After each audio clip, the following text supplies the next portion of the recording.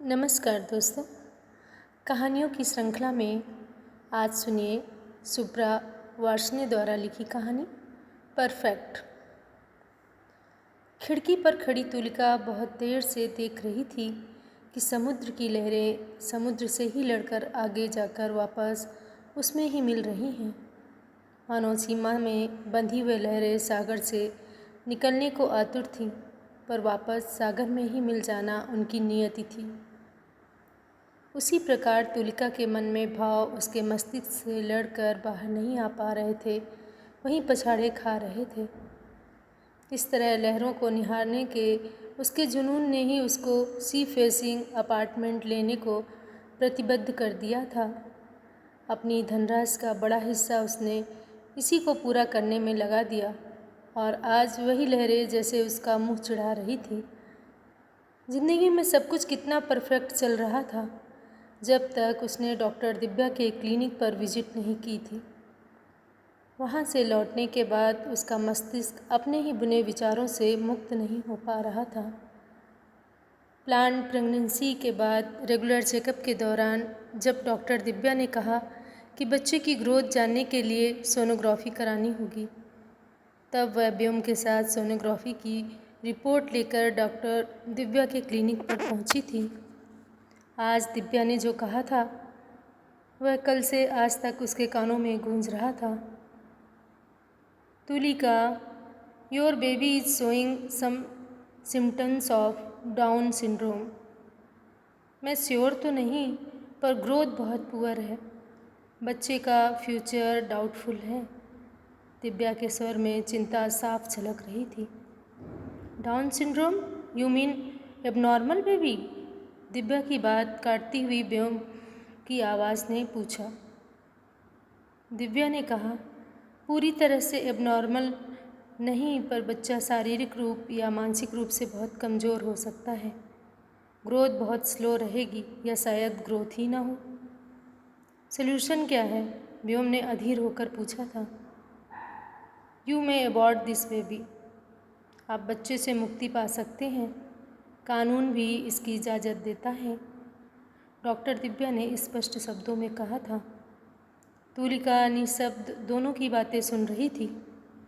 बिना कुछ कहे वह व्योम के साथ क्लिनिक से लौटने लगी। घर लौटते हुए जहाँ व्योम बहुत परेशान था, वहीं तुलिका सागर सरीखी शांत हो गई थी, पर उसके मन में हजारों विचारों का झंझावात गहरा रहा था। क्या गलत हो गया? सब कुछ कितना परफेक्ट प्लान किया गया था। ज़िंदगी में उसने सब कुछ परफेक्ट प्लान के अनुसार किया था। बचपन से लेकर आज तक मनचाहा पाने को न संघर्ष से कभी पीछे हटी थी, न मेहनत से। दादाजी के दिए नाम को उसने सार्थक सिद्ध कर दिया था।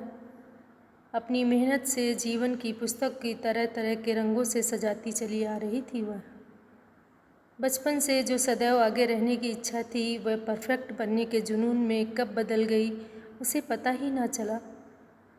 पहले स्कूल टॉप किया, फिर आईआईटी क्लियर और फिर टॉप क्लास, एमएनसी में कैंपस सिलेक्शन। आगे बढ़ती गई। जब लगा शादी की उम्र ना निकल जाए तो माँ पापा के चुने व्योम के रिश्ते को बेझिझक मुहर लगा दी थी। अब उसके प्रगति पथ का व्योम ही साथी था। समुद्र की लहरें उसे सदा लुभाती रही थीं। ऑफिस से लौटती वह व्योम के साथ लहरों को छूकर अक्सर आती थी और इसी के चलते उसने अपना आशियाना चुनने में बड़ी धनराशि खर्च करनी पड़ी थी। लहरें अब उसके नज़रों में कैद थीं। दिन भर की थकान अपने अपार्टमेंट की बालकनी से लहरों के साथ कॉफ़ी के द्वारा उतर जाती थी। व्योम उसे अक्सर छेड़ता, कॉफ़ी विद लहरें हिट है तुम्हारा।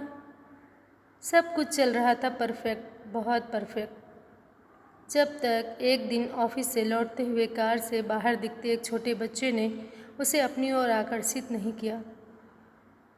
बालक की निश्चल चेष्टाएं तुलिका को बहुत लुभा रही थीं और उसके मन में कोमल भावनाएं जन्म लेने लगीं। शुरुआती असफलता के बाद उसने अपनी गायनोलॉजी मित्र दिव्या से संपर्क किया था। जल्द ही वहाँ भी उसे सफलता मिल गई और इसी के चलते वह दिव्या की क्लिनिक गई थी। कार की ब्रेक के साथ दिव्या के विचारों का भी ब्रेक लग गया था और वह वर्तमान में लौट आई थी। अब बालकनी में बैठी तुलिका लहरों को निर्विकार भाव से देख रही थी। व्योम ने उसे एक कॉफ़ी का मग देते हुए कहा, we can't afford this child, ऐसा हमने नहीं सोचा था। डोंट वरी, मैं अबॉर्शन के लिए दिव्या से अपॉइंटमेंट ले लेता हूँ। तुलिका ने शांत स्वर में कहा, बट आई विल कैरी, मैं इस बच्चे को जन्म दूंगी। व्योम ने क्रोधित होते हुए पूछा, मैनेज कैसे करोगी? वैसे ही जैसे मैंने सब सोच विचार कर प्लान किया था। कहने के साथ तुलिका शांत हो गई। दिव्या भी उसके निर्णय से अचंभित थी, पर उसका दृढ़ निश्चय देखकर उसकी सहायता को तैयार हो गई थी। पथ कठिन था तो लक्ष्य तक पहुंचने के संघर्ष और भी ज़्यादा कठिन। दिव्या की सुपरविज़न में उसकी प्रेगनेंसी ग्रो कर रही थी। दिन गुजरते गए, व्योम की इच्छा विरुद्ध लिए गए निर्णय तुलिका को दृढ़ तो थी, लेकिन आंतरिक रूप से पूरी तरह से भयमुक्त नहीं हो पा रही थी। डॉक्टर दिव्या ने भी ट्रीटमेंट में कोई कमी नहीं छोड़ी थी। तुलिका ने दृढ़ निश्चय के द्वारा अपने लॉजिक को जो परास्त कर दिया था, अब तुलिका की माँ भी उसके साथ आकर रहने लगी थी।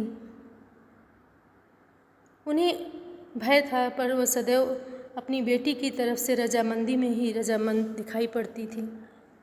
ऑफिस में भी उसने लीव ले ली थी। वह स्वयं को शारीरिक व मानसिक रूप से चुनौती के लिए तैयार कर चुकी थी।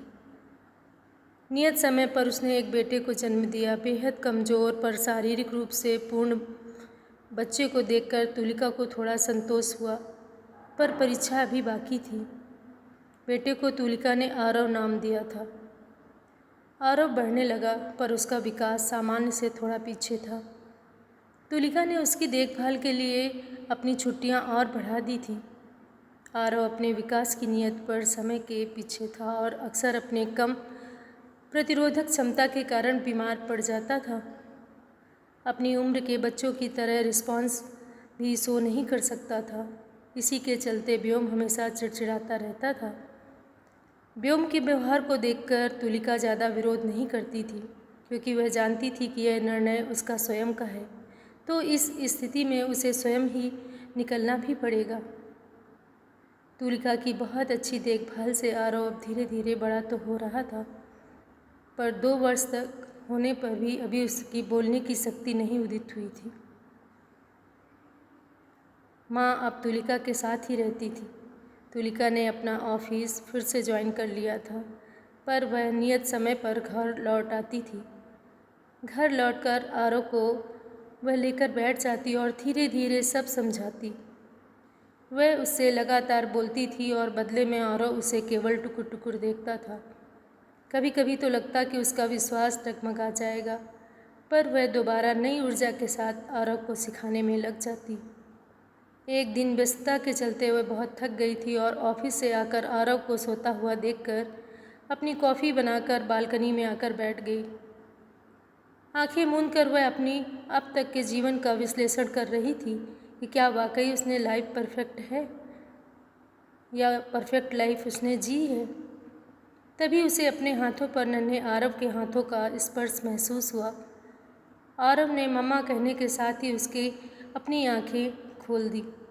उसने झट आरव को गोद में उठा लिया। आरव फिर बोला, मम्मा। आंखों में आंसू लिए वह अब आरव के साथ बालकनी में नाच रही थी।